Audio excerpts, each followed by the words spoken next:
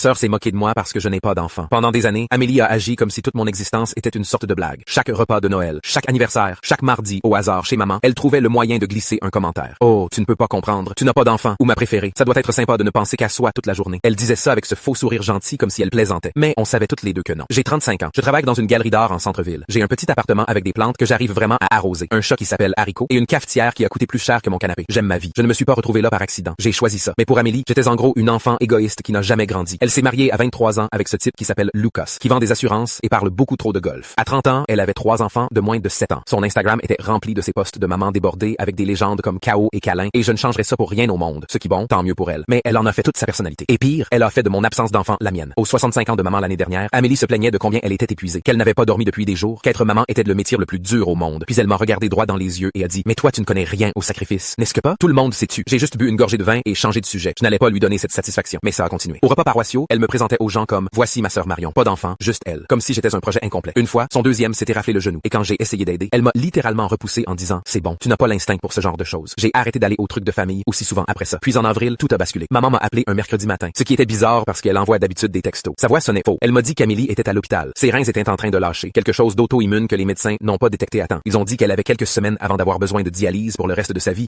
mais qu'une greffe pourrait régler ça. Peut-être que toute la famille s'est précipitée pour faire des tests. Lucas n'était pas compatible. Maman et papa étaient trop vieux et avaient leurs propres problèmes de santé. Les deux cousins d'Amélie du côté de papa se sont fait tester et aucun ne convenait. Je n'ai rien dit au début. Je suis juste resté avec ça pendant quelques jours en pensant à tous ces commentaires, tous ces petits pics. Une partie de moi voulait laisser le karma faire son truc, mais je ne pouvais pas. Même si elle m'agaçait, c'était quand même ma sœur. Alors je suis allé à l'hôpital toute seule, j'ai rempli les papiers et me suis fait tester sans le dire à personne. 2 semaines plus tard, le médecin a appelé. J'étais une correspondance parfaite. Je ne l'ai pas dit à Amélie tout de suite. Je voulais rester avec cette décision un moment, m'assurer que je le faisais pour les bonnes raisons et pas juste par culpabilité. Mais le dimanche suivant, elle est rentrée d'une autre consultation ratée et je me suis pointé chez elle avec les résultats du test dans mon sac. Elle a ouvert la porte avec une mine terrible. Son visage était gonflé, ses cheveux gras et elle avait ce regard défait que je ne lui avais jamais vu. Lucas était au fond en train de gérer les enfants. Elle m'a juste fixé. Je peux entrer? Elle a hoché la tête et s'est assise sur le canapé comme si ses jambes ne pouvaient plus la porter. Je me suis assise en face d'elle et j'ai sorti le dossier. Je me suis fait tester, j'ai dit. Je suis compatible. Elle n'a rien dit au début. Elle a juste fixé les papiers. Puis son visage s'est effondré et elle s'est mise à pleurer. Ces gros sanglots moches qui secouaient tout son corps. Je ne savais pas quoi faire. Alors je suis juste restée assise là jusqu'à ce qu'elle se calme assez pour parler. Pourquoi tu ferais ça? Elle a murmuré après tout ce que je t'ai dit. J'ai haussé les épaules. Parce que tu es ma sœur et parce que je n'ai pas besoin d'avoir des enfants pour être quelqu'un de bien. Elle a pleuré encore plus fort après ça. L'opération a eu lieu 6 semaines plus tard. C'était dur. Ils m'ont enlevé mon rein par le côté et la récupération n'était pas de la rigolade. J'étais à l'hôpital pendant 4 jours, puis en arrêt de travail pendant encore 3 semaines. La chirurgie d'Amélie a duré plus longtemps, mais ça a marché. Son corps a accepté le rein et en 1 mois, elle n'avait plus de dialyse et commençait à redevenir elle-même. La première fois qu'elle m'a rendu visite après qu'on soit toutes les deux rentrées, elle a apporté des fleurs et cette carte que ses enfants avaient faite avec des crayons. Elle s'est assise au bord de mon canapé, faisant attention à ne pas me cogner, et a juste dit merci. Je ne sais pas comment te remercier. Je lui ai dit qu'elle n'avait pas à le faire, mais les choses ont changé après ça. Elle a complètement arrêté de faire des commentaires, plus de blagues sur le fait que je ne comprends